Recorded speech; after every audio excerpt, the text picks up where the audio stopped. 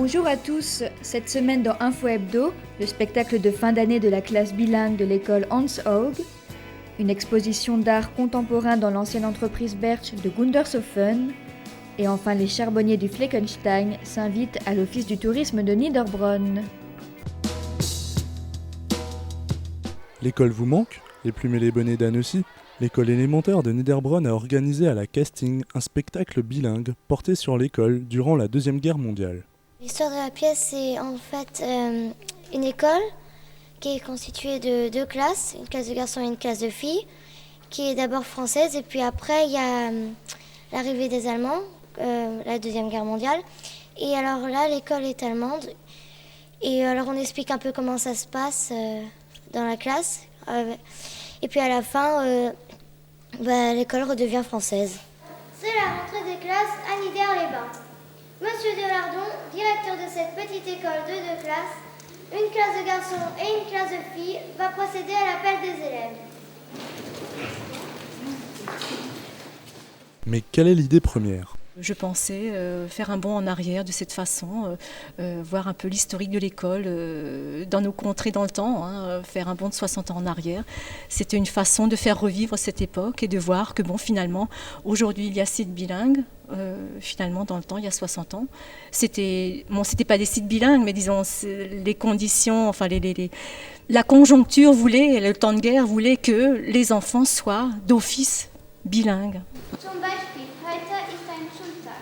Wenn ich das in die Zukunft übertrage, heute sind wir gute Sachen. Deshalb wir euch, Fräulein Mücke, den Unterricht auf Deutsch machen.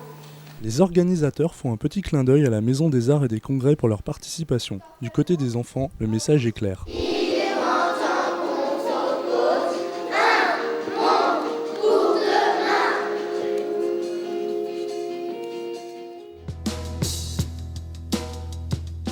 À Gundershofen, au numéro 58 de la Grand Rue, se trouve l'ancienne entreprise Bertsch spécialisée dans la fabrication de papier. Un site chargé d'histoire qui a accueilli récemment dans ses murs une exposition sur la thématique du lieu de vie. On n'est pas dans un musée ni dans un centre d'art, donc effectivement là on est dans d'anciens bureaux qui ont été investis par un artiste, Roland Görgen et Marta Karadec. Et il y a aussi toute une partie en fait sur l'histoire de l'entreprise qui s'intègre dans le parcours artistique avec les œuvres contemporaines. Donc ça forme un tout, donc une exposition sur le lieu de vie dans un lieu de vie et de travail. Je me suis toujours dit il faudrait faire quelque chose avec ce lieu, quelque chose d'intéressant, parce qu'il y a un potentiel qu'on peut faire.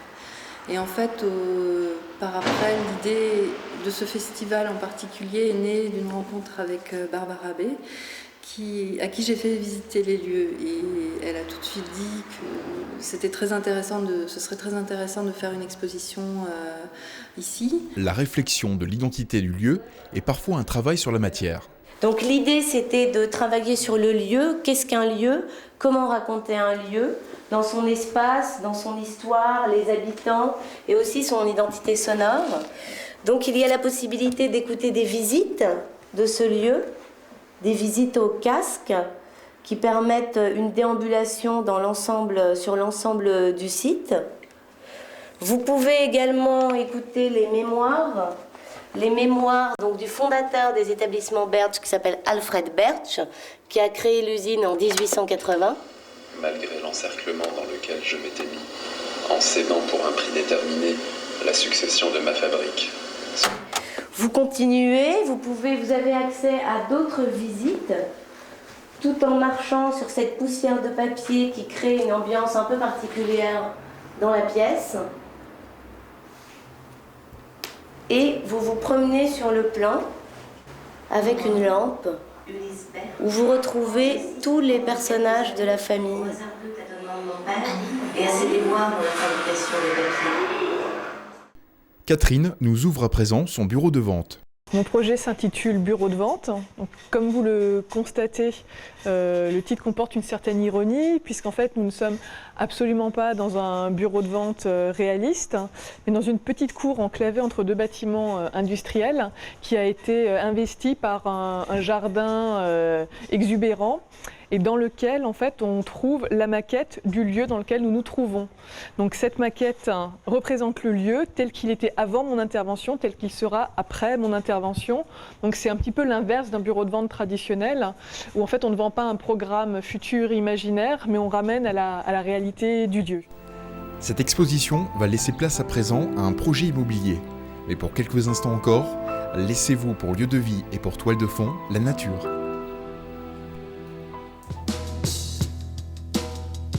Jusqu'au 9 septembre, l'Office du tourisme de Niederbronn accueille une exposition sur les charbonniers du Fleckenstein. Photos et outils relatent ce métier disparu. Les derniers charbonniers de Lembach ont en effet cessé leur activité en 1960. Mais une association est née dans l'intention de perpétuer ce savoir-faire.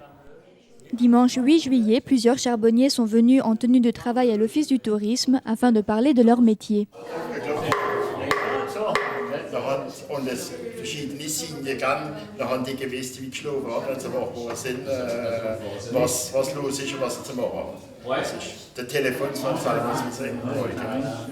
Au XVIe siècle, la technique de la carbonisation en meule a permis aux habitants de Lembach de carboniser le bois au cœur des forêts. Beaucoup de familles de ces charbonniers se sont alors établies en permanence dans la forêt du Fleckenstein, dans des cabanes en bois recouvertes de mottes de terre et de feuillage. L'exposition permet également de comprendre les différentes étapes de la carbonisation du bois. Le charbon était ensuite acheminé vers les forges et verreries de la région. Mais c'est surtout grâce aux établissements de Dietrich que l'activité de charbonnier s'est perpétuée aussi longtemps. Au départ, donc, les charbonniers dans la région, c'est surtout à cause de Dietrich. Parce que Dietrich, pour ses forges et ensuite pour ses usines, notamment la fonderie, avait besoin énormément de charbon de bois. D'ailleurs, autour de 1850, Dietrich occupait dans ses employés plus d'ouvriers forestiers, bûcherons, charbonniers, voituriers, que d'ouvriers dans ses usines.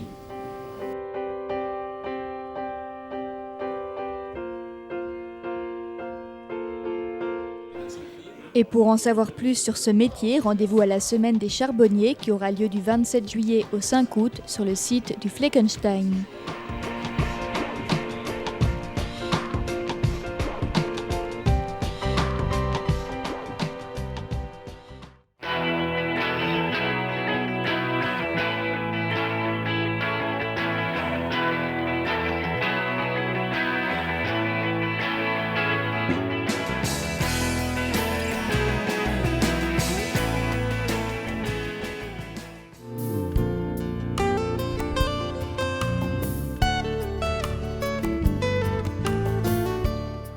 Belle démonstration de force pour le 57e régiment d'artillerie.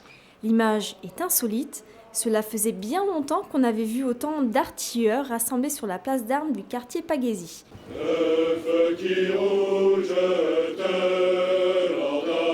Exceptionnellement, toutes les batteries, même incomplètes, sont présentes pour un événement qui a lieu tous les 2 ans, la passation de commandement du chef de corps.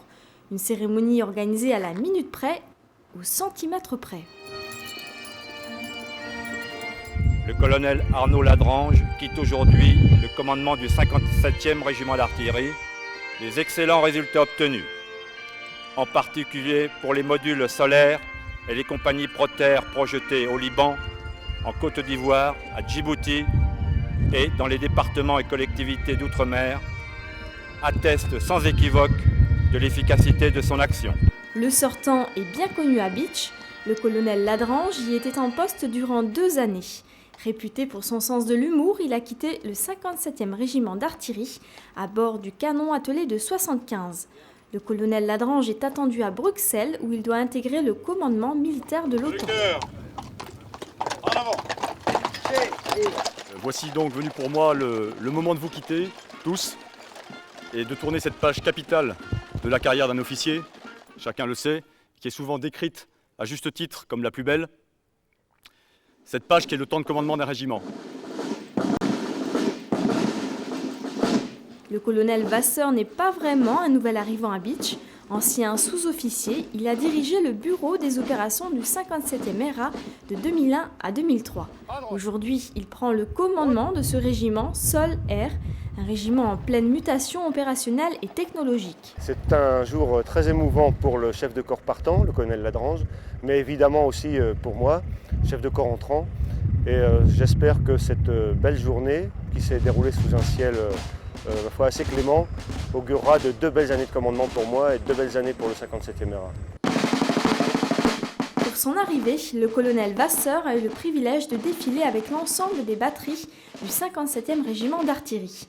Un privilège de courte durée. D'ici quelques jours, la batterie de réservistes se rendra à Paris dans le cadre de Vigipirate. D'autres unités sont présentes en Côte d'Ivoire et au Liban.